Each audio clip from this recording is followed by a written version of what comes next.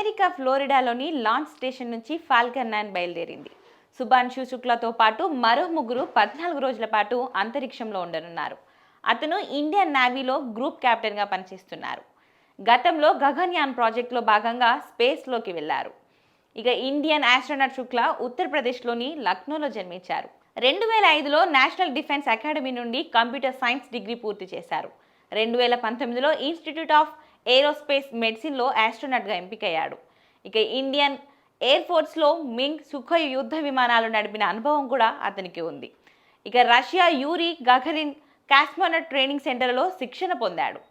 ప్రస్తుతం ఆక్సే machine 4లో space పైలట్గా కొనసాగుతున్నాడు. ఇక రాకేష్ శర్మ తర్వాత అంతరిక్షంలోకి వెళ్ళనున్న రెండో ఆస్ట్రోనట్ శుభాన్షు శుక్లా. అలాగే ఐఎస్ఎస్కు వెళ్ళిన మొదటి భారతీయ వ్యోమగామి కూడా అతనే.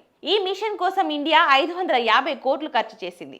రాకేష్ శర్మ తర్వాత అంతరిక్షంలోకి వెళ్ళిన రెండవ ఇండియన్ ఆస్ట్రోనట్ శుభాన్షు శుక్లా 29 గంటల్లో ఫాల్కన్ 9 రాకెట్ ఐఎస్ఎస్కి చేరుకుంటుంది.